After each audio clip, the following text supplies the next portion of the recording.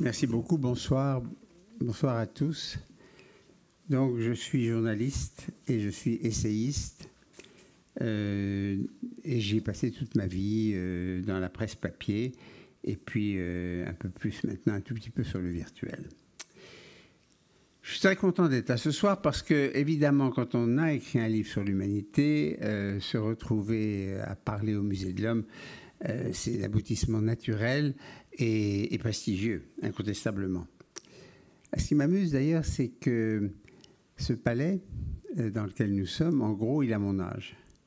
Il a été construit à peu près entre 35 et 37. Moi, je suis de 37. Et en face, il y a la Tour Eiffel. Et la Tour Eiffel, mon père est né au moment de la construction de la Tour Eiffel. Alors pourquoi je vous parle de ça? Parce que la dimension temporelle est, à mon avis, à la base de toute réflexion sur l'évolution de l'humanité. Et pour que justement on puisse la prendre en compte, au début d'une discussion comme la nôtre, il faut faire un peu un changement d'ordre de grandeur pour apprécier ce dont on parle. J'ai eu l'occasion d'écrire, j'ai écrit pas mal de livres, mais j'en ai écrit au moins deux, trois sur le temps, l'art du temps, le nouvel art du temps, et un qui s'appelait Trop vite. Le temps est pour moi une obsession constante. Elle nous concerne tous, c'est la matière première de notre vie, mais on n'y réfléchit pas assez. Et comme j'ai eu l'occasion de me préoccuper de la manière de mieux utiliser le temps, maintenant je me préoccupe plutôt de la manière d'essayer de le ralentir. Dans les deux cas, c'est assez vain, parce que le temps, ça s'en moque pas mal. Ce qu'on pense et ce qu'on fait, c'est pas son sujet. Nous sommes les élèves du temps, mais comme le disait un auteur du 19e siècle, le temps est un grand professeur, malheureusement, il tue tous ses élèves. Alors parlons du temps. L'histoire de l'humanité est brève, relativement brève. Il faut commencer par se mettre ça dans l'idée pour apprécier ce qui est en train de se passer, ce qui va peut-être se passer. La Terre, c'est 3-4 milliards d'années.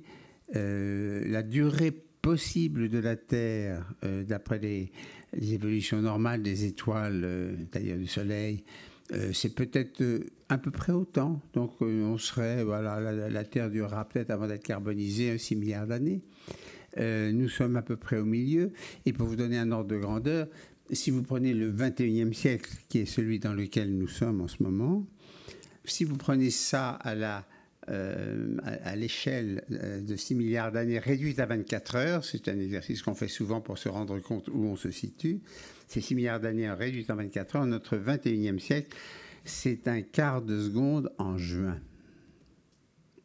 Donc, nous partons avec cette première notion qu'un siècle, ça n'est rien. Alors évidemment, nous qui vivons rarement un siècle, et nous ne sommes pas destinés à cela, nous trouvons que c'est bien long. Mais c'est une illusion humaine, ça fait partie d'une certaine myopie de l'humanité sur son évolution et son destin. L'humanité en tant que telle, les premiers hominiens, ici ce musée en est plein, je risque de dire des choses qui sont infiniment moins informées que tout ce que vous pouvez lire dans ces différentes salles et regarder dans les visionnages qui sont disponibles et qui sont magnifiques.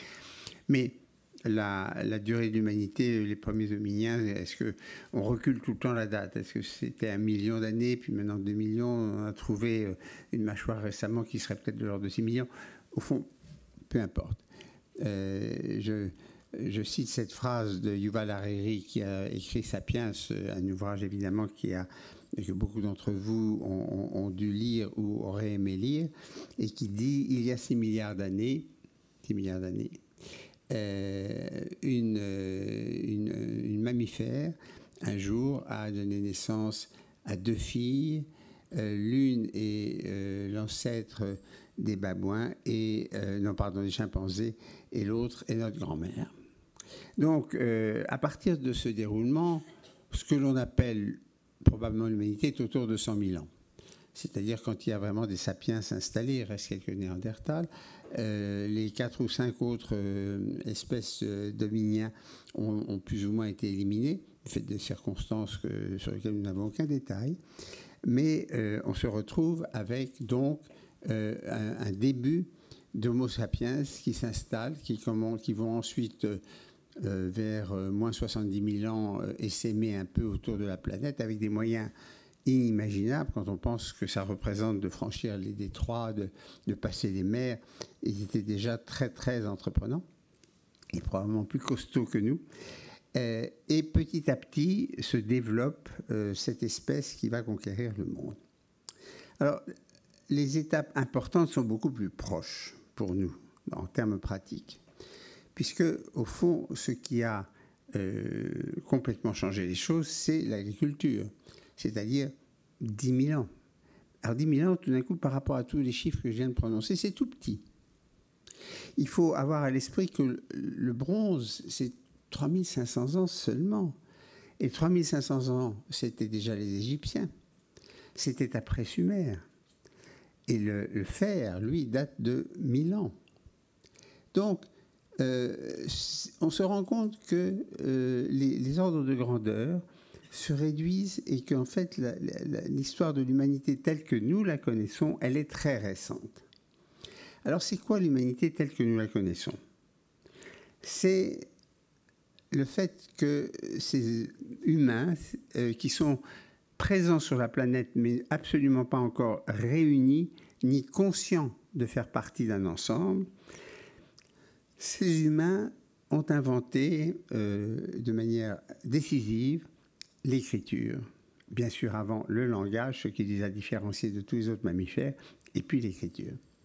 Et alors, à partir de ce moment-là, on passe de la préhistoire à l'histoire, puisque l'histoire, c'est quand on peut la relater, la conserver, l'écrire. Et c'est très court. C'est très court. C'est de l'ordre de 5000 ans, 5-6 000 ans maximum. Et encore, les hiéroglyphes, il a fallu les décrypter, etc. Donc, on se rend compte que 1000 ans, c'est relativement bref. Et c'est, au fond, nous sommes qu'à 2000 ans à peu près de Jésus-Christ. Soit dit en passant, au moment de sa naissance, il y avait à peu près 200 millions d'humains sur cette terre. Et on va avoir à regarder en même temps le déroulement dans le temps et le déroulement en volume.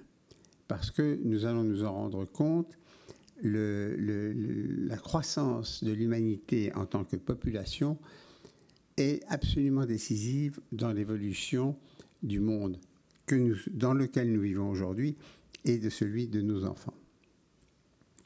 Donc, nous avons une évolution de la civilisation petit à petit. Vous connaissez votre histoire, donc je ne vous relate pas les différentes périodes des 2000 dernières années en particulier. Mais cette évolution, elle est technologique, elle est intellectuelle, elle est politique, elle est artistique. Et c'est comme ça que l'on date et que l'on visualise, nous qui sommes du 21e siècle, peut-être pas mal d'entre vous comme moi sont du 20e, c'est comme ça que nous visualisons, nous faisons des imageries sur ce qu'était le passé. Le passé, bien sûr, on est toujours obligé de le reconstituer, surtout quand on n'a pas vécu. Même quand on l'a vécu quelquefois, la mémoire nous trouble un peu et nous donne des images qui n'étaient pas forcément celles que nous avons vues. Donc, l'évolution de l'humanité, d'abord, elle est récemment celle d'une prise de conscience. L'humanité ne s'est jamais pensée comme humanité. Elle existait, mais elle était extraordinairement divisée. J'ai eu l'occasion de faire un voyage dans le delta de l'Amazone et de visiter des îles sur lesquelles il y avait des tribus indigènes qui étaient de quelques centaines, quelquefois un millier ou deux. Et ce qui était tout à fait instructif, c'était de voir qu'elles avaient des langues différentes. Dans un espace qui nous paraît minuscule, à une grande proximité, mais il se trouve qu'ils étaient restés isolés les uns des autres. Évidemment, vivre dans un delta, c'est pas tout à fait pareil. Et j'étais en compagnie de missionnaires américains dont le but était d'aller sur place, d'apprendre leur langue, ensuite de traduire en espagnol pour que tous connaissent l'espagnol et qu'ils puissent lire la Bible. Donc, c'était une image qui me rappelle celle que pouvait être la vie chez les humains, très peu nombreux. Hein. Imaginez 200 millions ou même 1 milliard d'individus répartis sur la planète. Ça fait beaucoup d'espace vide et ça fait de petites tribus. Et ces tribus étaient séparées les unes des autres la plupart du temps et en plus de ça, très souvent antagonistes. C'est-à-dire que dans les différents langages, et il y en a des milliers et des milliers, ils se désignaient eux-mêmes comme les humains, mais les autres non. Ce qui d'ailleurs s'est maintenu malheureusement longtemps, puisque, on le sait, tous les génocides qui ont eu lieu, et en particulier l'Holocauste, consistaient à réduire les gens que l'on voulait faire mourir à moins que des humains, à des animaux, à des rats, à des vermines. Et c'était un peu une tendance généralisée chez les humains. Il y avait eux qui étaient humains et les autres, le voisin, à 10 km ou à 100 km. À 100 km, on avait rarement l'occasion d'y aller parce que les moyens de transport étaient limités, etc. Donc, on vient de cet incroyable morcellement linguistique, ethnique et de comportement. Et l'histoire de l'humanité, c'est une unification, petit à petit, mais encore très récente. J'ai parlé avec mon père et avec d'autres personnes qui avaient fait la guerre de 14 et qui me disaient qu'une grande partie des soldats français ne se comprenaient pas entre eux parce qu'ils parlaient breton, parce qu'ils parlaient occitan et parce qu'ils n'avaient pas la capacité de simplement communiquer entre eux. Et donc, évidemment que la rapidité après avec laquelle la langue s'est unifiée a été évidemment le résultat de technologies qui ont permis de le faire. C'est évident que tous les pays qui ont trouvé une langue commune, la télévision a beaucoup aidé à un moment donné, en particulier pour la modification des accents. Donc c'est seulement récemment que l'humanité sait qu'elle est une humanité et se considère comme un ensemble sans très bien savoir quelles conclusions en tirer et comment on veut le vivre et comment on pourra le vivre. Nous sommes encore en train, dans une humanité qui vous paraît actuellement, au fait des événements qu'on vous relate tous les jours, extrêmement morcelés, voire l'objet de conflits. C'est évidemment encore le cas. Nous sommes encore séparés par la tour de Babel, mais nous avons tous dans la poche maintenant un appareil qui nous permet, même si ce n'est pas totalement opérationnel, mais la technologie existe, qui nous permet de nous entretenir avec un Chinois en parlant français, l'appareil lui parlera chinois et réciproquement. Donc, par exemple, cette malédiction, la fameuse malédiction de la tour de Babel, elle est en train de s'éroder très rapidement. Donc, le premier élément, c'est cet ensemble humain qui devient un seul, qui peut se penser comme un seul, et ça nous permet aussi d'écrire un livre sur l'humanité, ça nous permet aussi de réfléchir au destin commun que nous avons, parce que maintenant nous sommes indissociablement liés les uns aux autres par les technologies, et en même temps tous menacés par les mêmes risques. Donc cette dimension, il faut lui ajouter celle de l'accélération. Quand Louis XIV faisait la guerre, il avait des canons, il les transportait avec des chevaux, et puis les troupes marchaient à pied. Et puis plus tard, Napoléon est arrivé. Et bien Napoléon, il avait des canons, il transportait avec des chevaux, et les troupes marchaient à pied. Et quand ils voulaient faire une grande manœuvre pour prendre l'ennemi à revers, eh bien, ça faisait beaucoup de kilomètres à parcourir pour les troupes dans des conditions, évidemment, il ne faut pas oublier qu'ils étaient allés en Russie, ils sont tous allés en Russie à pied, et ils en sont revenus d'ailleurs dans des conditions qui font que partis 600 000, ils se retrouvèrent 60 000 au retour. C'était pas facile de se déplacer. Tout ça, évidemment, nous paraît très lointain. En fait, c'est très, très proche. Les conditions matérielles dans lesquelles nous avons vécu, nous les humains, pendant les 10 000 premières années, ont très peu bougé. Entre le moment de l'invention de l'agriculture qui organise et qui permet de baliser et de structurer des régions, puis petit à petit des pays, mais avec des grands morcellements politiques, les technologies n'ont pas beaucoup varié. Que ce soit bien sûr en matière d'art de la guerre, que ce soit en matière agricole, que ce soit en matière médicale et que ce soit en matière de communication. Alors s'il y a un grand changement, et c'est celui qui a aussi été la première grande accélération, c'est évidemment au XVe siècle, l'imprimerie. Alors on dit que c'est Gutenberg, en tout cas localement c'était Gutenberg, mais enfin les Chinois avaient déjà pas mal travaillé la question avant, mais nous ne savions pas puisque à l'époque les communications n'étaient pas aussi accessibles que celles que nous connaissons à l'évidence. Donc pendant les 10 000 premières années, pas beaucoup de changements.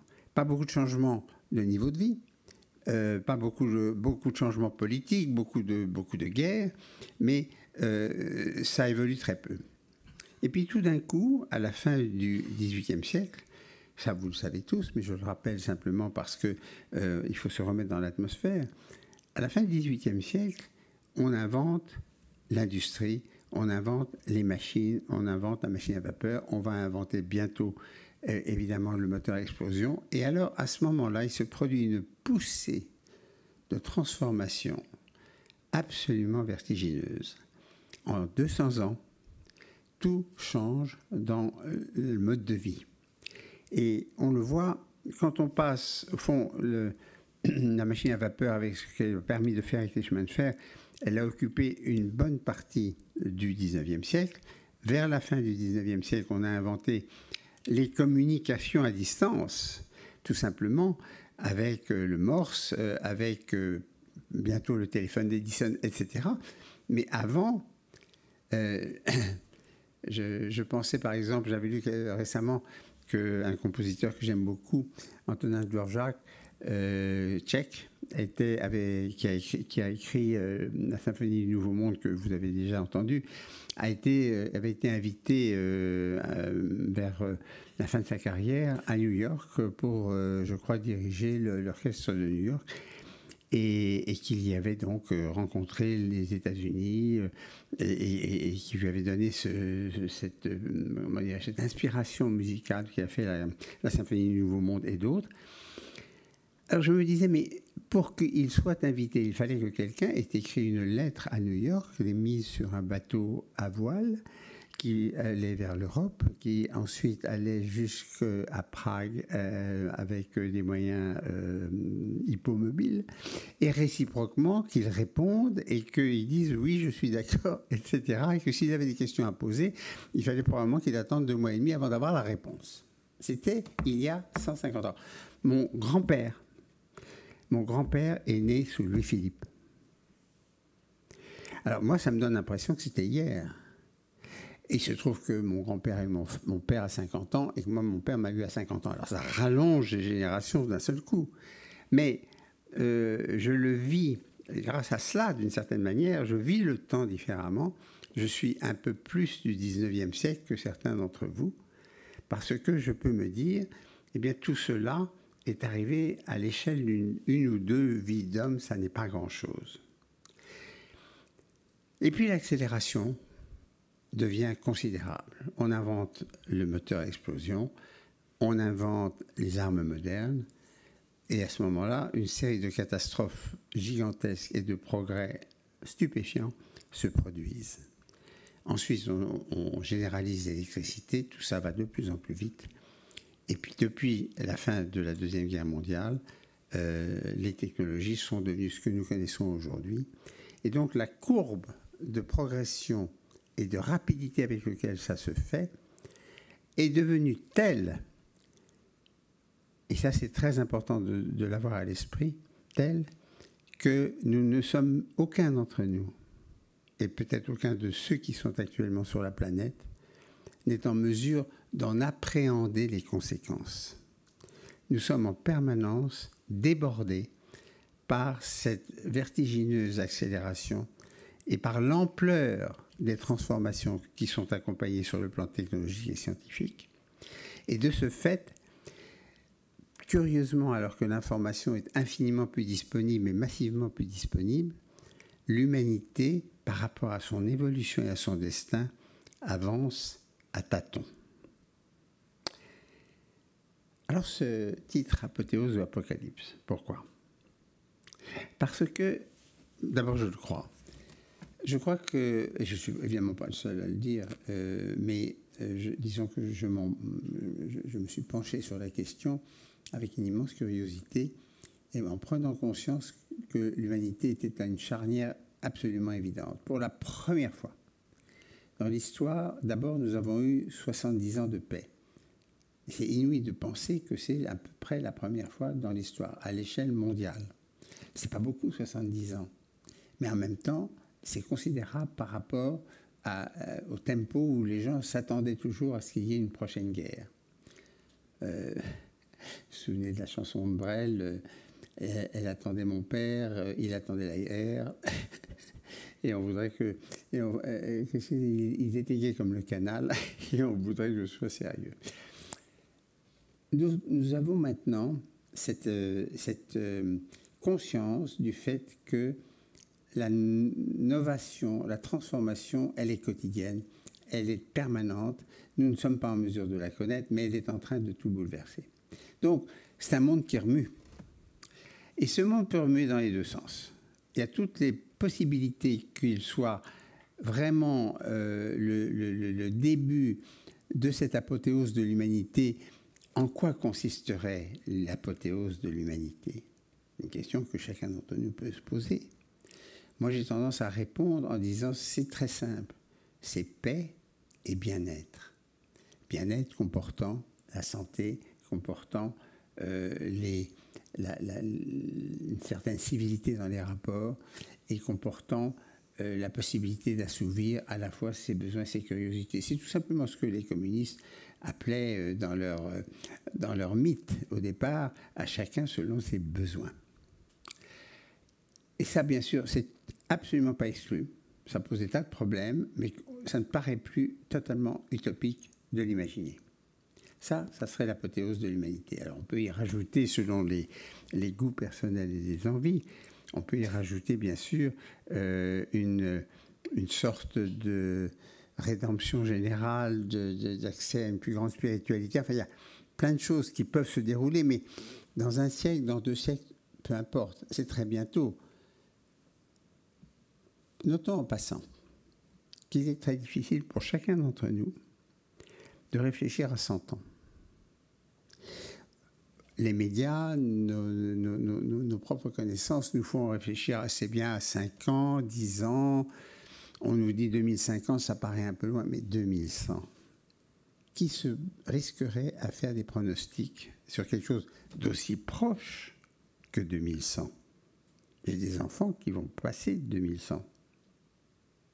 Donc, cette sensation, au fond, que nous avançons à toute vitesse sur une route obscure pour laquelle nous n'avons pas les phares qui éclairent, est une de mes vraiment sources de préoccupation, sans pour autant considérer que ça va forcément dans le fossé. Mais ça peut aller dans le fossé parce que l'autre aspect de notre inventivité, des progrès extraordinaires de la science, est bien sûr mis au service de technologies qui peuvent être extrêmement dommageables, soit parce qu'elles sont directement létales, comme l'armement nucléaire, ou bien la propagation possible de virus qui ont une capacité d'annihilation d'une grande partie de la population, soit parce que nos comportements, et ça évidemment vous avez tous à l'esprit le réchauffement climatique, nos comportements font que la planète risque de devenir un endroit beaucoup plus difficile à habiter, ou en tout cas pas du tout dans des conditions de bien-être auxquelles on pourrait aspirer. Aujourd'hui, vous avez tout ça à l'esprit. Je ne vous révèle rien. Mais aujourd'hui, nous sommes incapables de savoir dans quel sens ça va tomber. Alors qu'est-ce qu'on fait dans ces cas-là? On fait de son mieux pour que ça tombe dans le bon sens. J'imagine que c'est l'objectif de chacun d'entre vous, pour soi et pour ses enfants.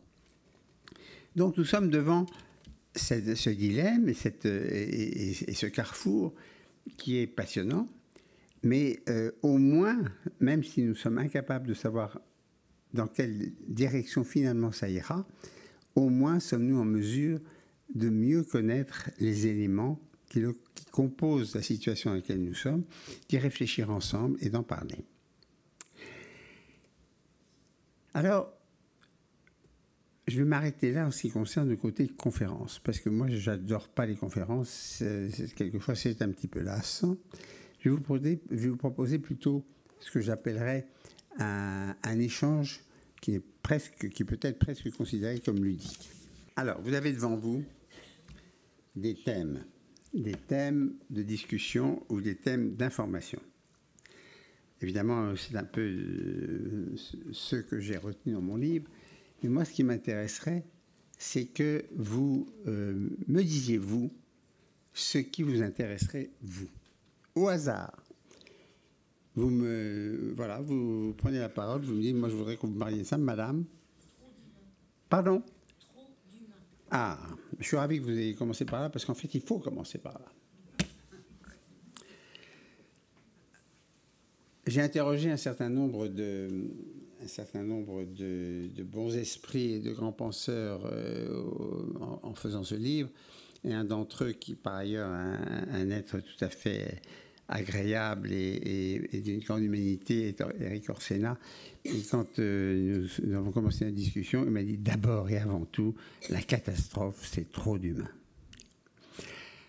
Parce que dans l'accélération que j'ai mentionnée tout à l'heure, il y a bien sûr celle de la technologie et de la science, elle est évidente, mais malheureusement, je dirais, parce que ça c'était pas prévu comme ça s'est produit complètement à l'insu de tout le monde, et comme d'habitude, les grands événements et les grands changements se produisent très souvent de manière complètement imprévisible, nous nous sommes mis à nous reproduire. Quand je suis né, il y avait 2 milliards d'individus. Quand mon père est né, à la fin du 19e siècle, il y en avait 1,2 milliard. Donc, ça avait progressé, mais doucement. Et puis, depuis que je suis, moi, sur cette planète, parmi les humains, nous sommes passés de 2 milliards à 7 milliards et demi. Et à soi tout seul, ça a tout bouleversé. Si nous avons des problèmes climatiques, si nous avons des problèmes d'eau, nous avons des problèmes de logement, nous avons des problèmes de santé dans les pays qui ne sont pas encore bien équipés, tout ça est dû au fait que nous sommes trop nombreux.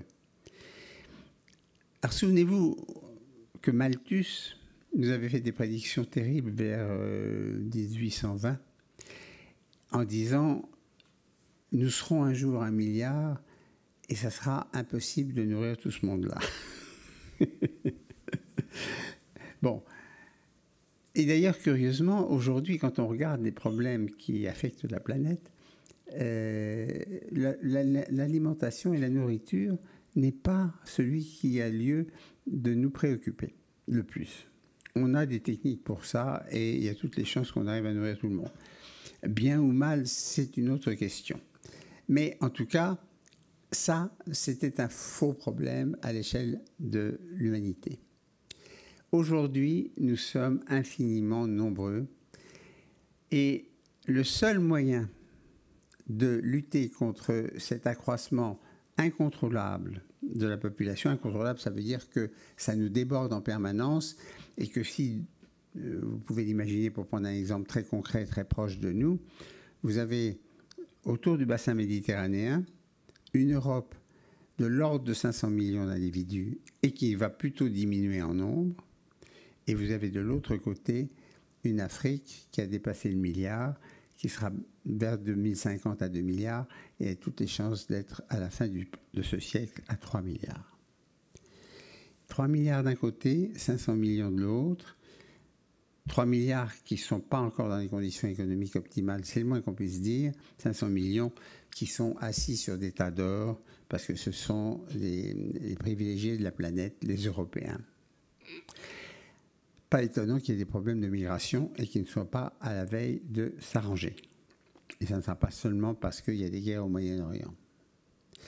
Donc, à soi tout seul, ce décalage, cette disproportion des nombres, face à face, illustre les problèmes dans lesquels nous allons nous trouver qui sont dus simplement au fait qu'il y a trop d'humains. Mais en même temps, chaque humain est une vie à respecter absolument. Donc, on va vivre avec ça, mais disons que notre chemin, nous allons le faire avec un énorme sac démographique sur le dos. Et c'est déjà le cas, et nous sommes seulement au début des conséquences que ça va avoir sur la vie de chacun d'entre nous. Autre pointage. Oui ? Déficit de sens. Ah, on est à l'autre bout. Alors, qu'est-ce qui s'est passé très rapidement au cours des 2000 dernières années ? Je prends ça parce qu'on a l'habitude de faire commencer notre histoire perceptible à l'an zéro, qui serait celui de la naissance du Christ, même si en fait, je crois que le Christ il est né à 4 ou 5 ans près, à peu près dans ces moments-là. Pour nous, ce qu'on appelle, ce que les philosophes appellent les architectures de sens, celle sous laquelle nous avons vécu, je parle de notre partie de la planète, était évidemment celle qui est née du judéo-christianisme qui a occupé la plus grande partie de ces 20 derniers siècles. L'avantage, c'est que d'une théocratie, parce qu'en fait nous avons vécu en théocratie, le roi, il ne faut pas oublier, les rois étaient simplement sacrés parce qu'ils détenaient leur pouvoir de Dieu. Donc en fait, le pape était supérieur au roi. Ça n'a pas toujours été accepté par les 10 rois. Il y a eu quelques guerres autour de ça. Mais sur le plan, disons, idéologique, sur le plan de l'inspiration, sur le plan du sens, on vous disait, le sens, il est là. Il est là, c'est évident, nous savons, vous avez tout dans la Bible, vous avez tout dans le Coran, il y a juste à regarder. Et puis ça s'est érodé. Et puis c'est devenu de moins en moins évident parce que la science est venue avec des concepts nouveaux, des preuves nouvelles, une façon de regarder le monde différemment, et comme Darwin, etc. Et donc finalement, notre capital de tranquillité au niveau du sens est devenu minuscule et maintenant il n'est plus disponible. Alors, si vous avez la chance d'avoir la foi, moi je pense que ceux qui ont la foi, ce n'est pas mon cas, ont de la chance parce qu'au moins ils ont une vérité dans leur existence. Mais si vous n'avez pas la foi et que vous voyez tout ce qui se passe et tout ce qui se présente, comment s'y retrouver ? Ensuite, nous sommes plus conscients que jamais, chacun d'entre nous, de la brièveté de nos vies. Et c'est une notion d'ailleurs qui, à titre individuel, a tendance à s'accentuer avec sa propre évolution et son propre vieillissement. Et quand on est confronté au fait que nous existons, mais bientôt nous n'existerons plus, le problème du sens naît.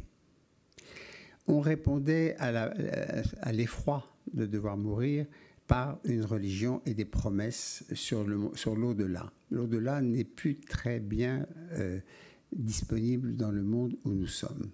Sauf bien sûr, malheureusement pour pas mal de fanatisme, et puis quelques croyants profonds qui ont cette chance et qui le vivent de manière paisible. Mais c'est une très grande minorité. Donc, déficit de sens, nous sommes extraordinairement dotés de confort, nous sommes dans des situations d'amélioration qui font que nos propres vies se sont allongées. La situation de chaque humain est infiniment plus confortable, moins périlleuse qu'avant. Nous sommes dans une période où la violence a diminué de manière drastique. Les gens ont du mal à le croire parce que tous les jours on leur raconte dans les médias qu'un tel ou un tel a été tué. Mais regardez, vous avez aujourd'hui une information parmi d'autres. Un malheureux enfant juif de 8 ans a été passé à tabac dans une banlieue parisienne. Ça fait un gros titre. Ça fait un item à la télévision. C'est formidable. Je ne dis pas que c'est formidable que ça lui soit arrivé, c'est horrible. Mais que ça soit en soi une information importante montre que par ailleurs, il ne s'est rien passé de tragique. Alors qu'il y a 200 ans, 300 ans, si vous deviez traverser une forêt de l'Île-de-France, il valait mieux être accompagné par des gens armés. Donc, nous nous retrouvons dans une situation matérielle et disons sociale infiniment améliorée, mais nous avons perdu en passant le sens. Et ça, c'est une des grandes questions, évidemment, sur lesquelles la technologie n'a aucune réponse. Et avec cette constatation, si vous voulez, qui est un des items que l'on peut retrouver aussi, ce qui, moi, m'a frappé en étudiant l'évolution et les questionnements de l'humanité d'aujourd'hui, c'est que vous avez d'un côté des progrès scientifiques vertigineux et que, en même temps, je dirais, le capital de sagesse et de philosophie a très peu bougé. Et donc, nous nous retrouvons devant ce déséquilibre, et c'est un déséquilibre important, c'est que nous n'avons pas les principes ou la morale qui permet de manier les moyens techniques dont nous disposons et de les mener à bien. Un des grands risques, quand on voit au cours de l'été s'agiter deux leaders dans lesquels on a le sentiment qu'on peut spontanément leur faire totalement confiance, Kim Il-hoon et Donald Trump, et que chacun parle du bouton nucléaire qu'il a sous la main, ça rassure pas. Et ça, c'est le gap entre les moyens techniques et le bon sens, la sagesse, disons, tout simplement l'humanisme, qui est quelque chose dont on ne parle pas suffisamment, mais qui a son lieu d'être dans nos discussions. Autre question ? Madame ? Oui, pardon, vous avez dit ? Ah, alors j'ai une question sur l'humanisme et une question sur virtualiser. L'un mènera à l'autre. L'humanisme, on a commencé à en parler à la Renaissance. Et pourquoi est-ce qu'on en a parlé ? Parce qu'on a commencé à la Renaissance à se donner le droit en tant qu'humain de penser le monde, de penser le destin de l'individu un peu différemment de ce qui était écrit dans les textes sacrés et dans ceux auxquels on était prié de croire. Et c'est venu du fait aussi que la science a commencé à faire des progrès tout à fait significatifs et que donc les humains se sont rendus compte que par leurs réflexions, par leurs expérimentations, ils pouvaient modifier la configuration du monde qu'on leur avait imposée dès leur jeunesse, dès qu'ils savaient lire, et même quand ils ne savaient pas lire, parce que peu de gens savaient lire à l'époque. Et ils ont commencé par dire la Terre est ronde et puis elle est un satellite du Soleil. Ça a fait des histoires. On a brûlé des gens parce qu'ils avaient dit ça. C'était une vérité d'évidence. Mais à partir du moment où on a compris que c'était pour beaucoup une vérité d'évidence, on n'a plus totalement pu faire confiance dans la vérité religieuse. Les humains avaient trouvé quelque chose qui s'opposait à ce qui est en fait la plupart du temps une légende avec laquelle on avait pu garder, disons, les peuples dans une très grande cohérence parce qu'ils n'osaient pas sortir des chemins tracés ainsi. L'humanisme est né de la capacité des humains de dire nous sommes capables de penser par nous-mêmes, nous sommes capables de peut-être de modeler notre destin. Alors aujourd'hui, au XXIe siècle, et déjà au XXe siècle, avec l'évolution des philosophies entre-temps, l'humanisme, c'est une vision qui essaye de conserver à l'humain une place prééminente. L'humanisme, c'est ce qui, tout simplement, à la base de la morale. Et qu'est-ce qui est la base de la morale? C'est cette notion, elle est toute simple, hein, la morale que nous essayons tous, je pense, de pratiquer, et ça n'est pas le cas partout sur la planète, et qui est tout simplement de dire, ne fais pas à l'autre ce que tu ne veux pas qu'on te fasse à toi-même. Tout est là. Tout est là. Vous pouvez ensuite développer et écrire des volumes entiers, mais le fond de cela, c'est ça. Nous avions une conversation il y a 2 jours justement avec un humaniste patenté qui est Axel Kahn, et lui il appelle ça la réciprocité. Il faut que dans tout rapport humain, on respecte la réciprocité.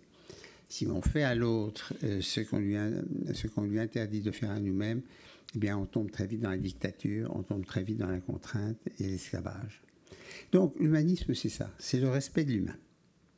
Or, aujourd'hui, pour des raisons différentes de celles des périodes théocratiques, je dirais, nous sommes entrés dans une période de scientocratie. Et cette science, elle nous dit, l'humanisme, c'est très sympa, mais c'est un peu démodé. On ne peut pas réduire le gouvernail de l'humanité simplement à des principes qui respectent l'humain dans son intégrité, parce que la science nous permet de faire des choses infiniment plus fortes, et y compris, et c'est ça qui est nouveau, de modifier l'humain. On a modifié ce que nous avons fait en tant que population sur l'histoire. Nous avons fait des choses absolument inouïes. Nous avons totalement transformé l'environnement dans lequel nous étions. Nous avons inventé d'une manière stupéfiante. Mais ça s'arrêtait au fait que tout ce qu'on pouvait faire pour l'humain, c'était d'essayer de le garder en meilleure santé. La médecine a fait des progrès énormes. On garde les humains en meilleure santé. Ils vivent plus longtemps. Mais il y a des limites. Avec l'évolution, pour le moment, personne n'envisage que nous puissions vivre 150 ans. Nous ne pouvons pas conserver toutes nos facultés de jeunesse au-delà d'un certain nombre d'années qui varient pour chacun. Et là, il arrive maintenant un moment où la science nous dit on va changer ça. Vous croyez que vous avez 160 de QI et que c'est exceptionnel, parce que la moyenne c'est plutôt 100, mais demain vous aurez 250. Ou vos enfants auront 250, parce qu'on va les modifier. On pourra les modifier. C'est le transhumanisme, c'est ce qui fait penser que l'humanisme, eh bien, ça correspondait à une période sympathique de l'histoire, auquel on n'a rien à reprocher, mais qui traîne un petit peu par rapport aux possibilités techniques. Or, qu'est-ce que ces possibilités techniques nous amèneraient à faire ? Et c'est déjà pratiquement en train de se préparer, c'est que si on nous dit vos enfants pourront, et les techniques existent pour cela, avoir un QI de 50% supérieur au vôtre, si vous posez la question, il y a des sondages qui sont faits à cet égard dans différents pays du monde, est-ce que vous êtes tenté par ça ? En France, dans les pays européens, c'est oui, 30%, 35%, ouais, pas mal, oui. En Chine, c'est 70-80%. Et les Chinois en auront les moyens. Donc, déjà, l'appréciation de la valeur morale de telle transformation diffère au départ. Imaginez que demain, il y ait 15% des Chinois qui aient un QI de 250. Ils ont déjà un QI relativement élevé par rapport à celui du reste de la planète. Mais qu'est-ce que ça change ? Tout. Ça veut dire que vous créez 2 catégories d'humains. Et à partir du moment où vous créez 2 catégories d'humains, ceux d'en haut, ceux d'en bas, vous recréez ce qui existait à l'époque de la noblesse et du tiers-état, sauf que là, c'était complètement arbitraire, et là, ça serait réel, parce que ça correspondrait à des vrais changements, et ça ne serait pas les mêmes humains. Que reste-t-il de l'humanisme au moment où on a plusieurs catégories d'humains de manière irréversible parce que génétique ? Voilà. Je ne répondrai pas à cette question parce qu'elle est immense et que chacun peut avoir sa réponse, mais il est important de l'évoquer. C'est ça qui fait que l'humanisme aujourd'hui, c'est de tracer les barrières éthiques et morales avec réalisme, parce qu'il ne suffit pas de le faire seul dans son coin parce que ça ne changera rien aux autres, mais comment peut-on parvenir à ce que ça devienne une préoccupation partagée pour l'ensemble de l'humanité. 7,5 milliards de gens, 200 pays, et avec des différences considérables de l'un à l'autre. Alors, virtualisation. Nous avons maintenant des merveilleux instruments électroniques et numériques qui font que de plus en plus, nous avons dans la tête des images qui n'ont plus besoin de correspondre à une réalité, mais qui sont inventées par les humains ou qui sont projetées, fantasmées, de manière à créer un monde qui est attirant, mais qui est artificiel. C'est pas nouveau. C'est pas nouveau. Ça date des frères Lumière, au début du XXe siècle. Dès qu'on s'est mis à avoir des images sur un écran, ça voulait dire que entre le moment où l'image a été captée et celle où on la regarde, il peut s'écouler beaucoup de temps. Ça veut dire que on peut truquer ces images, et c'est ce qu'a fait Méliès avec le voyage sur la Lune, etc. Et donc ça veut dire que nous manipulons ce qui est dans nos têtes par le virtuel. Ensuite, nous avons, grâce au virtuel, qui est formidable, la possibilité de communiquer de manière radicalement différente par rapport à nos parents, par rapport même au début de notre existence pour les plus anciens d'entre nous. J'ai des filles qui habitent les États-Unis, dont une à Californie, et c'est avec le décalage horaire pas toujours facile de se parler. Et pendant très longtemps, nous étions un peu frustrés parce que tout ce qu'on pouvait faire, c'était se téléphoner. Depuis qu'il y a des écrans, depuis qu'on peut communiquer sur écran, on voit grandir ces enfants. Alors qu'avant, ils étaient absents pendant des mois et des mois. C'est rien, mais c'est du virtuel. C'est pas vrai. Ce que je vois sur l'image, c'est une image. Alors, bien sûr, je sais que derrière, à 12 000 km, j'ai une vraie personne, il se trouve être ma fille. Mais il faut prendre conscience donc que nous sommes dans un monde différent à cet égard, parce que ce qui occupera de plus en plus notre imagerie mentale, notre réflexion ou nos impressions même émotives sera fait avec des éléments non réels, mais virtuels. Et que donc la barrière entre le vécu et le perçu pouvant être à partir simplement d'éléments purement technologiques, transforme la vision du monde. Et donc petit à petit, nous sommes de plus en plus éloignés du réel. En plus, dans des villes où nous sommes éloignés de la nature, dans des... vous le voyez bien avec les jeunes qui sont de plus en plus axés sur leur petit écran qui leur permet de faire infiniment de choses, mais se distraire aussi, mais d'être dans leur bulle à elles, si elles le veulent.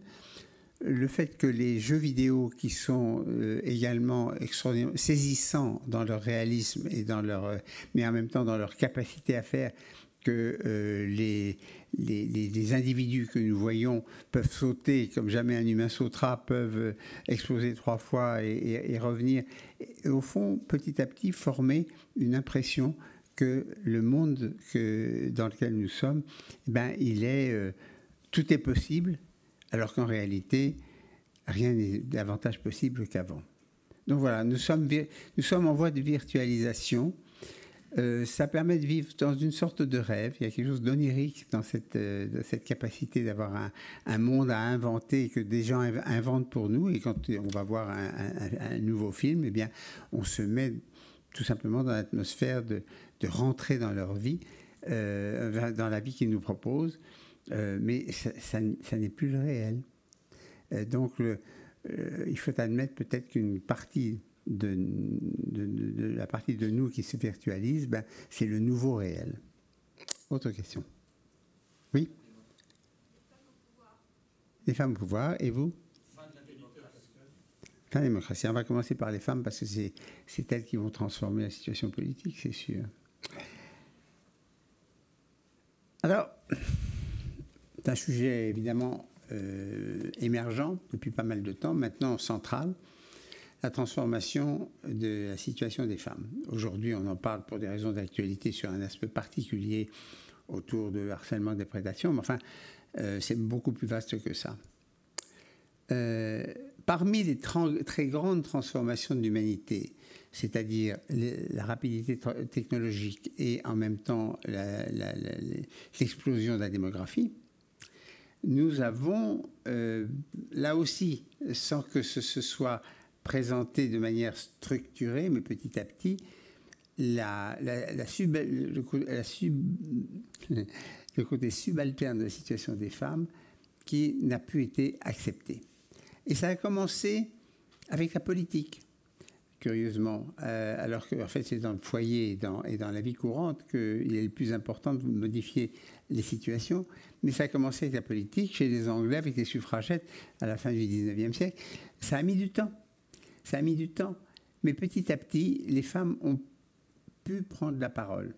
Et pourquoi ont-elles pu prendre la parole alors qu'elles l'avaient si peu dans le monde intérieur et dans toutes les civilisations, pratiquement, sauf quelques poches de matriarcat que l'on a signalées dans certaines zones à d'autres époques. Mais dans l'ensemble, presque partout, le patriarcat dominait et les femmes étaient en position subalterne.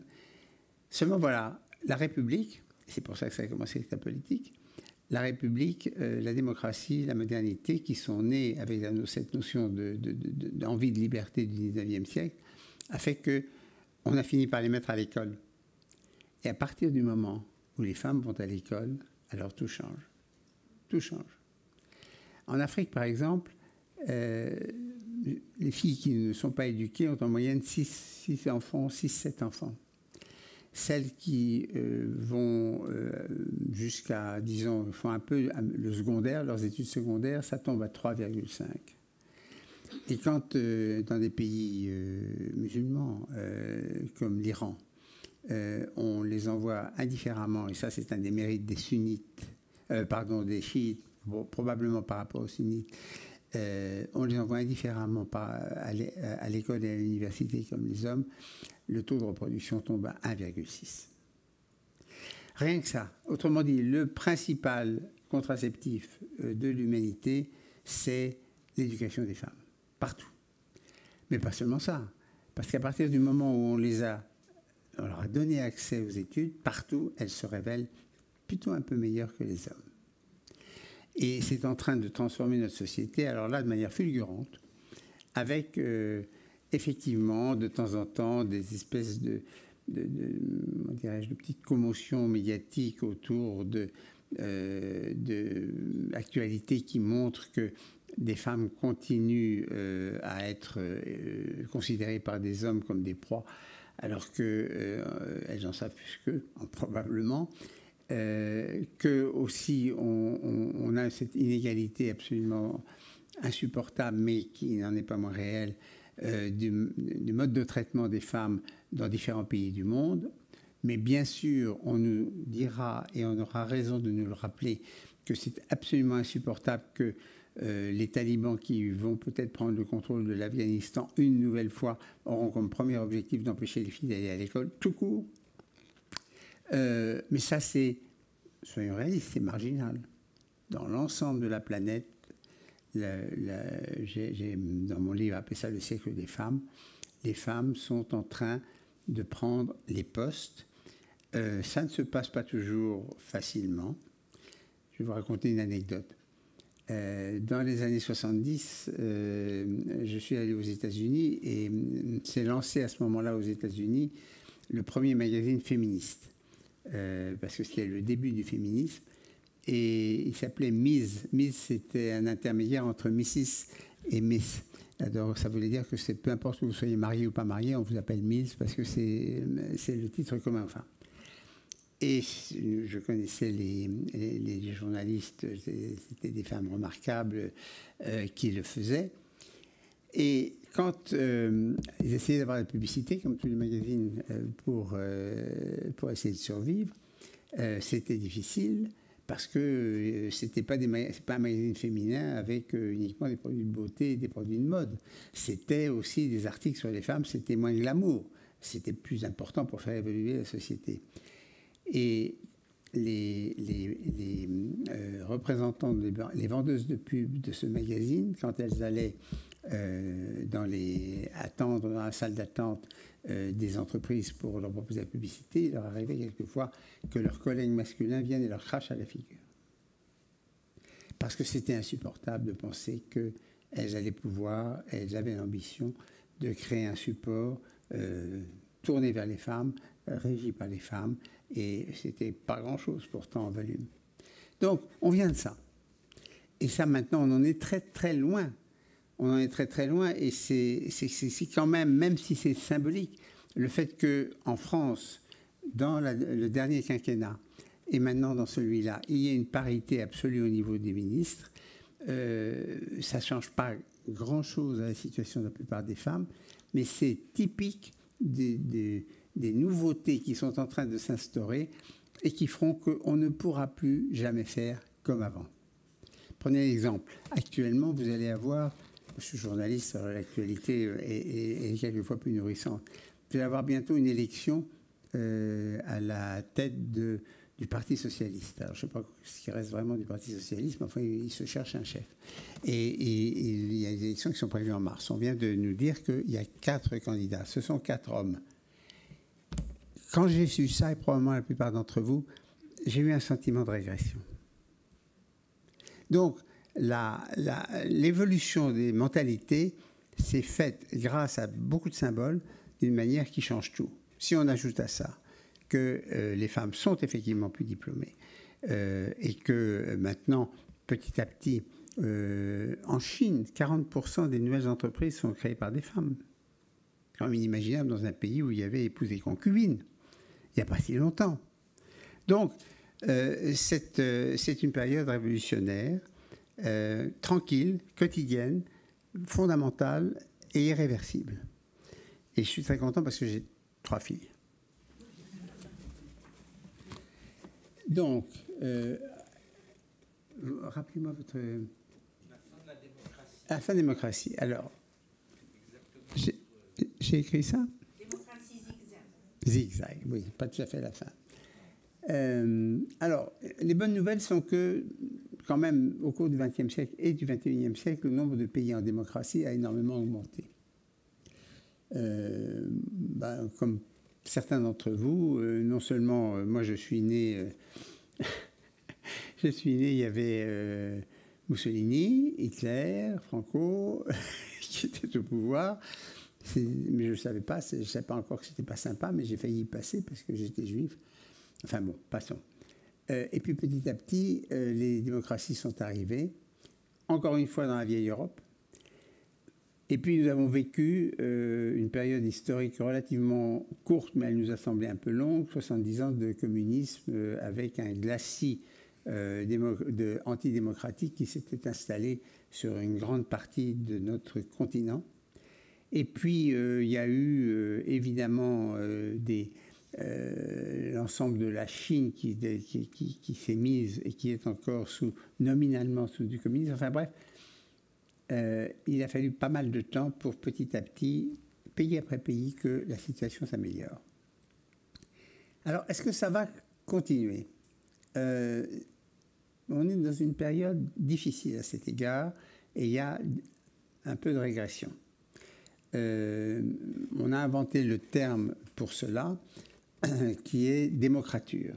La démocrature, c'est le mélange entre la démocratie et la dictature. Comment fait-on le mélange ? Les humains sont très inventifs, ils font des élections, il y a toujours des élections, mais on dit par exemple qu'en Iran, un tel et un tel qui sont dans l'opposition ne pourront pas se présenter. On est en train de faire la même chose en Russie. Donc, ça sera des élections, mais comme on choisit les candidats à l'avance, le jeu est pipé. Et ça, c'est tout à fait possible. On dit vous avez la liberté d'expression, mais on va interdire et confisquer tel et tel et tel média, comme en Turquie en ce moment. Tout ça, ce sont des régressions très grandes.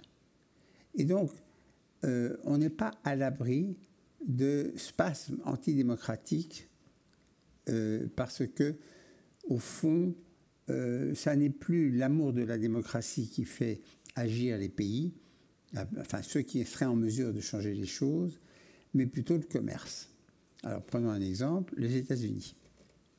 Les États-Unis ont joué comme rôle pendant très longtemps de défendre les principes de liberté et de démocratie et de les porter le plus loin possible dans le monde, avec quelquefois d'ailleurs des déconvenues considérables parce qu'ils se sont heurtés à des résistances locales, et dans des pays dans lesquels ils avaient en principe des moyens matériels et militaires supérieurs, mais ça n'a pas marché, par exemple au Vietnam. Bon, mais bref, les États-Unis eux-mêmes aujourd'hui n'ont plus cette mission. Ils y ont renoncé.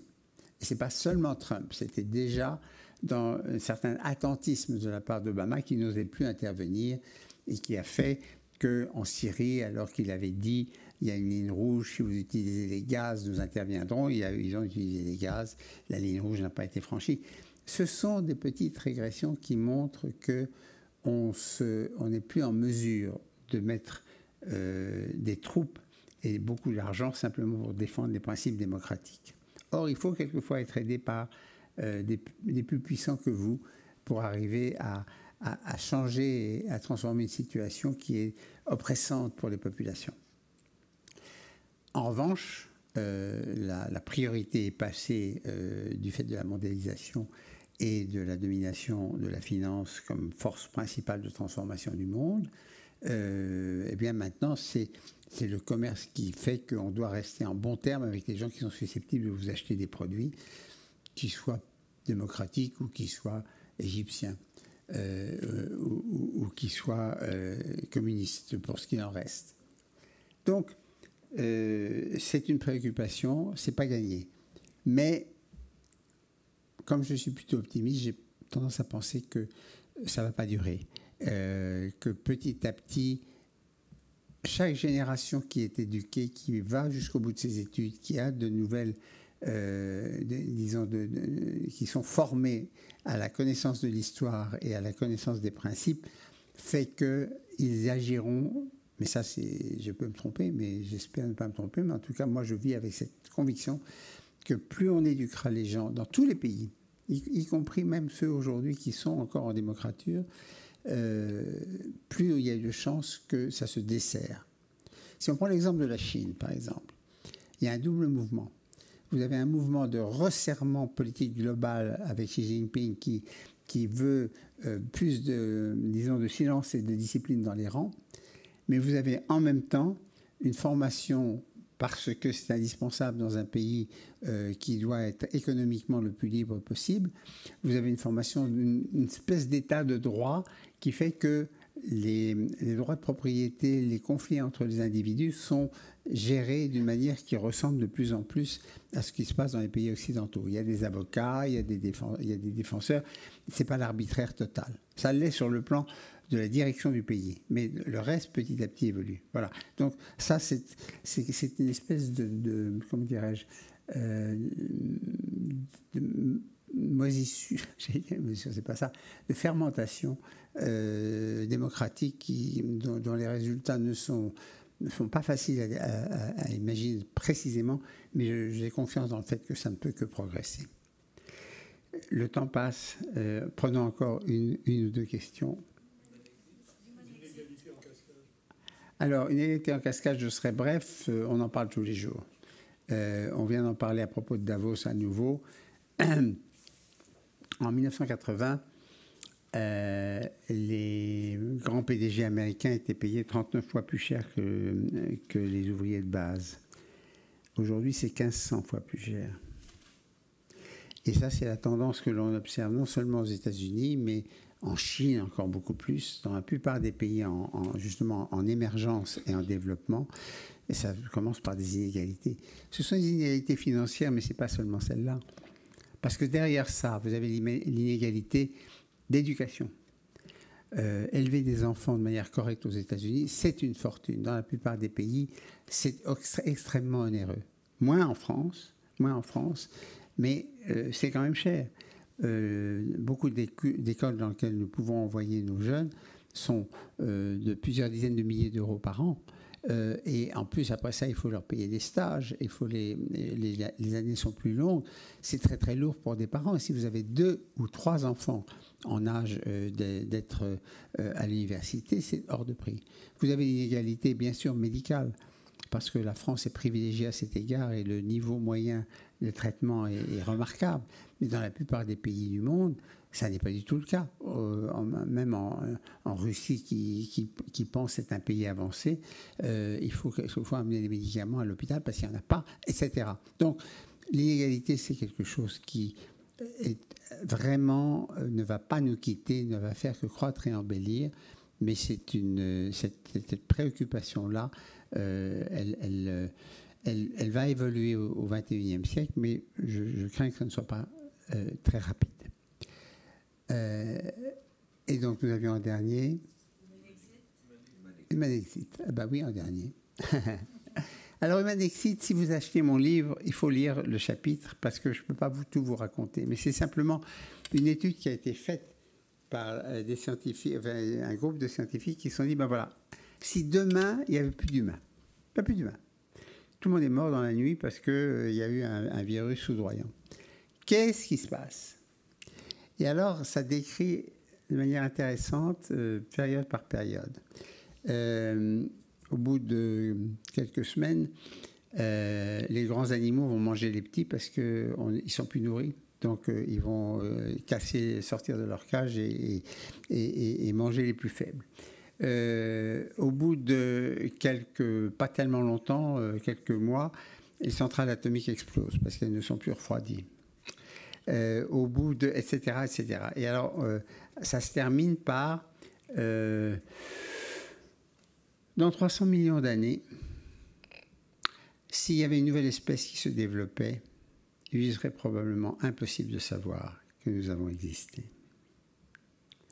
Donc, l'hypothèse de base n'a aucune chance de se produire. Il n'y aura pas de jour ou de nuit où tous les humains disparaîtront à la fois.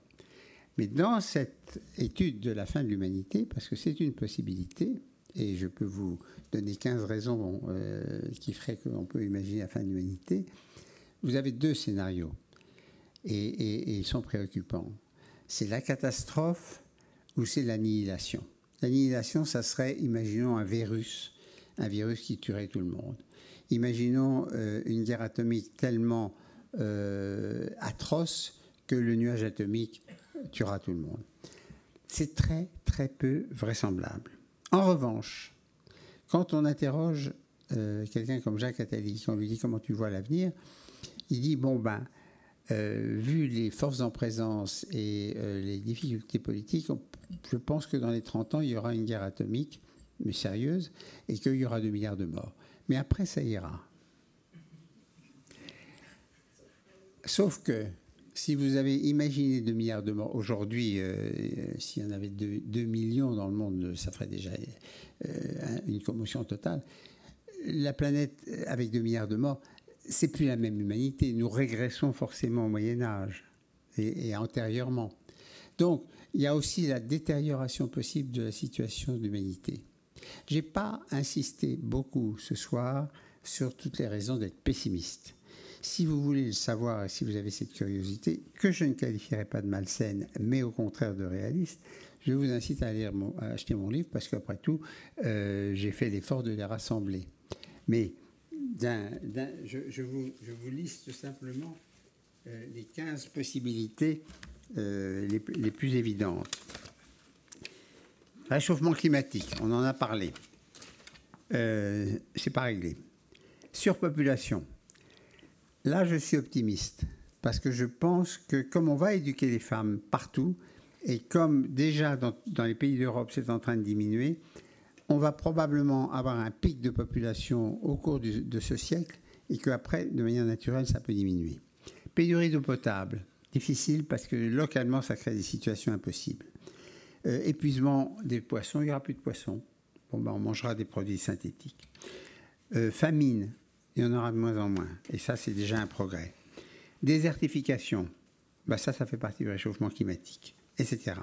Migration incontrôlable, c'est le problème avec lequel nous allons avoir à vivre probablement pour l'ensemble des décennies à venir, au moins pour 40 ou 50 ans. Et je ne vois pas d'ailleurs pourquoi ça n'irait pas au-delà tant qu'il y aura ce décalage et ces inégalités. Terrorisme. Alors le terrorisme a comme inconvénient, c'est qu'il monopolise beaucoup les médias et il crée une atmosphère de vie sous l'inquiétude. Mais en même temps, en nombre de victimes, c'est très limité. Donc ça va simplement, la conséquence, c'est qu'on va avoir et qu'on a déjà une société de beaucoup plus de contrôle, de beaucoup plus de rigidité, de beaucoup plus de méfiance. Et ça, c'est plus psychologique qu'autre chose. Et puis, dissémination des armes de masse, il ne faut pas oublier qu'il est toujours possible, on a souvent dit que si demain il y avait un terroriste qui disait, voilà, je suis à Manhattan et j'ai une bombe atomique portable et je peux l'activer parce que je suis dans un autre pays, si vous ne faites pas ça et ça, c'est pas totalement de la science-fiction, nous le savons. Voilà. Bref, je n'ai pas prononcé pour le moment et je ne le ferai pas davantage parce que la soirée s'écoule, mais on fera un jour une autre conférence. Il y a devant nous, en particulier, tout le problème qui est lié à la transformation de l'intelligence artificielle, des progrès fulgurants de l'accumulation des connaissances au-delà de capacités humaines de le faire. Et ça peut provoquer ce qui est une des craintes possibles, c'est que les machines prennent le contrôle de la situation. Arrêtons-nous là. Oui. Pardonnez-moi, monsieur, je vais vous donner le micro parce que... Non, ne parlez pas encore, merci. Oui, simplement là pour répondre un petit peu, face à la montée en puissance justement de cette nouvelle technologie, les droits de l'homme, que deviennent-ils dans tout ça? Ou est-ce qu'ils vont peut-être prendre ça en compte parce que face au transhumanisme, on est dans un remodelage un peu de la figure humaine de l'humanité, non? Les droits de l'homme, est-ce qu'ils ont quelque chose à dire là-dessus ou pas? Ça fait partie de mes préoccupations. J'ai créé il y a 10 ans Human Rights Watch en France. Les droits de l'homme, c'est un immense progrès conceptuel qui s'est concrétisé ici même, au Palais de Chaillot, en 1948, par le vote à l'ONU, c'est sans précédent, de la Déclaration universelle des droits de l'homme. Ça a été une des conséquences positives de la Deuxième Guerre mondiale, quand on a un peu rebattu toutes les cartes et qu'on a dit avec tout ce qui s'est passé, il faut au moins avoir des ambitions communes sur un progrès pour les humains. Et c'est amusant d'ailleurs de penser que à l'époque, c'est un Français qui était un de ceux qui étaient à l'origine de ça, qui s'appelle René Capitan, qui est un ami de mon père, et qui est celui qui a dit au dernier moment, il faut ajouter universel. Et c'était donc devenu la Déclaration universelle des droits de l'homme. Alors une déclaration, ça ne fait pas une situation, ça ne suffit pas. Mais c'est un peu la nouvelle religion, je dirais. Car finalement, si vous prenez les principes de base du judéo-christianisme et que vous enlevez l'hypothèse incertaine de l'existence d'une divinité, il vous reste au fond le fondement de la morale qui sont le respect humaniste des autres, et c'est la Déclaration universelle des droits de l'homme.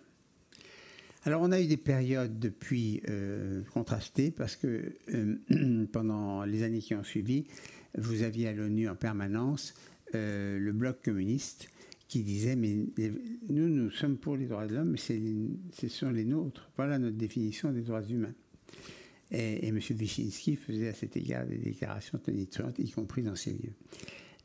C'était pas commode. Alors, après ça, les communistes se sont effacés de l'histoire. Ils sont tombés dans les poubelles de l'histoire, comme disait Trotsky. On s'est retrouvé maintenant avec la conférence islamique. Et la conférence islamique qui regroupe avec puissance tous les pays à l'ONU, tous les pays d'obédience musulmane, a également sa définition des droits humains qui est la charia, qui est plus ou moins reliée à la charia. Donc, sur le plan théorique, déjà, c'est difficile d'arriver à maintenir le cap et on nous dit, oui, vous les Occidentaux, vous pensez que vos droits sont universels, mais après tout, chacun a ses coutumes. Bon, ce qu'on disait toujours dans le temps, pour expliquer que le monde était divisé. Aujourd'hui, la principale menace sur les droits humains, j'y ai fait allusion, c'est évidemment le fait que c'est un peu contradictoire avec la mondialisation financière. Si on veut donner priorité à la réalisation des objectifs financiers et du commerce mondial, eh bien, quelquefois, il ne faut pas être trop insistant sur les droits humains. La principale menace aujourd'hui, elle est là. En revanche, on continue à les enseigner et il continue à y avoir des organisations comme Human Rights Watch qui, de plus en plus, sont là pour un peu rappeler au règlement, un peu faire connaître toutes les exactions qui ont lieu. Et ces exactions, les médias, dans la mesure où les médias veulent bien les relayer, ça permet d'avoir petit à petit une espèce d'éducation ou de mauvaise conscience. Nous sommes là pour donner mauvaise conscience. C'est un rôle tout à fait important dans l'évolution de la planète actuelle. Donc, l'histoire des droits humains, elle est fluctuante. De temps en temps, ça va mieux. De temps en temps, ils sont attaqués. Ils ne seront jamais laissés en repos parce qu'ils sont contradictoires avec beaucoup d'aspirations individuelles qui s'en passeraient bien. Donc voilà, ça fait partie de ce qui fait travailler l'humanité et je pense aussi fait progresser l'humanité. Merci beaucoup. Il y a 2 autres questions, pardonnez-moi. Ah ben alors. Est-ce que je peux les porter un code ici? Madame Merci. ici et monsieur. Est-ce que dans cette grande thématique de l'humanité, vous parlez de l'amour? De là? De l'amour, L', amour.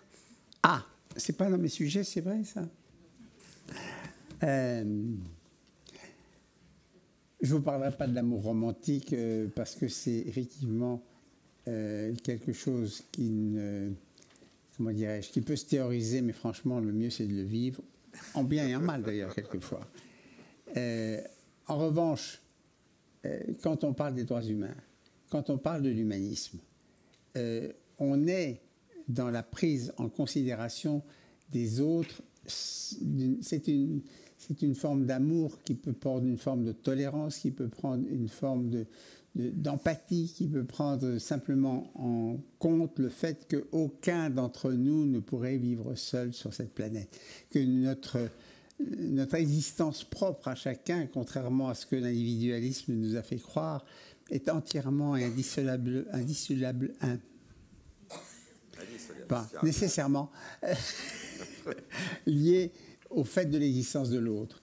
Alors on peut appeler ça de l'amour, on peut appeler ça de la sympathie, ce que vous voulez, mais tous les sentiments qui font qu'on prend l'autre en considération et qu'on a envie plutôt de lui faire du bien que de lui faire du mal, ce sont des variantes d'amour à mes yeux.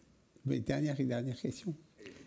Oui, j'ai écouté avec beaucoup d'attention votre conférence et je pense, j'ai ressenti la difficulté même que vous avez eue à aborder cette problématique de l'humanité, apothéose ou cataclysme. Apocalypse. Ou, je ne sais pas si je reprends le bon titre.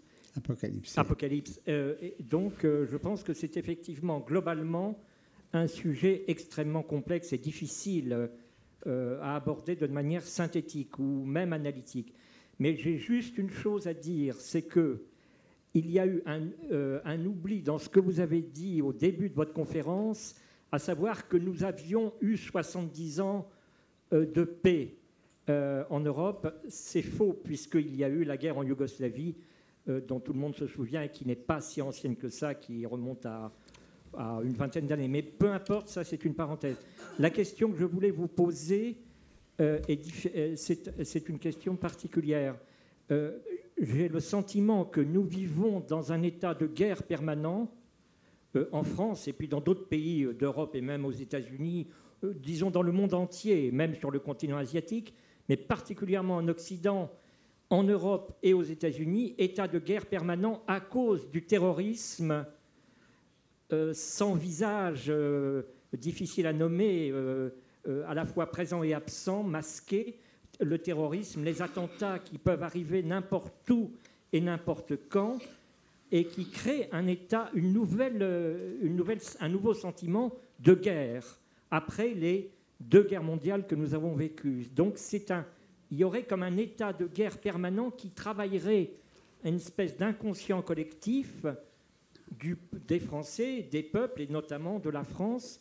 Et ça, c'est un problème, justement, et ça rejoint votre thème des menaces, c'est-à-dire que ces attentats ne sont pas prévisibles, échappent à toute prévision, à toute anticipation. Et donc, comme les guerres, les 2 dernières guerres n'étaient pas prévisibles, ces attentats terroristes ne sont pas prévisibles.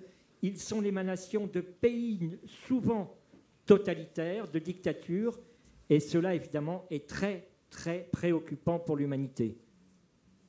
Alors, monsieur, je vais vous laisser, au fond, conclure avec votre thèse cette séance. C'est une thèse. Ce n'est pas la mienne à aucun moment. Nous ne sommes pas en guerre. Le terrorisme n'est pas la guerre. On a oublié ce qu'est la guerre. Moi, je n'ai pas fait la guerre. Je ne sais pas si vous l'avez faite. Mais j'ai vécu avec des gens, mes aînés, mes parents, qui ont fait la guerre. Je peux vous dire que ça ne ressemble pas à ça. Parce que là, il y a un ennemi, il est en face de vous, et les gens vont par milliers se faire tuer. Pendant la bataille de Verdun, c'était 2500 morts par jour pendant 9 mois. En France seulement, en Allemagne aussi. Donc, le terrorisme, c'est 500 personnes au cours des 10 dernières années qui ont été tuées. Il y avait 50 000 morts d'accidents de la route. Nous ne sommes pas en guerre, heureusement. Nous sommes dans une situation où il peut arriver des drames. Mais il peut arriver des drames de toute nature. Il se trouve que c'est très désagréable de penser qu'il y a des gens qui ont envie de vous tuer et qui vont peut-être à n'importe quel moment aux Champs-Élysées, dans ce palais, n'importe où, se faire exploser. Mais c'est psychologiquement difficile, mais c'est beaucoup moins grave que lorsqu'il y avait une épidémie de peste ou de famine et que les gens mouraient par milliers. Donc, je ne m'obsède pas sur cette question du terrorisme, mais je ne conteste pas que vous puissiez le faire parce que c'est un argument politique qui peut servir. Mais dans le monde entier, malheureusement, seule exception que je ferai, c'est les pays musulmans. Parce que dans les pays musulmans, le terrorisme, c'est 20 fois plus que ce que nous connaissons en Europe. Donc, malheureusement pour eux, c'est entre eux que ça se passe. Voilà. Mais je comprends que vous puissiez avoir cette préoccupation. Je crois qu'elle est en grande partie créée par l'obsession médiatique de mettre en valeur immédiatement le moindre incident dans ce domaine. Je suis journaliste et je trouve que les médias en font trop dans tous les domaines. Voilà.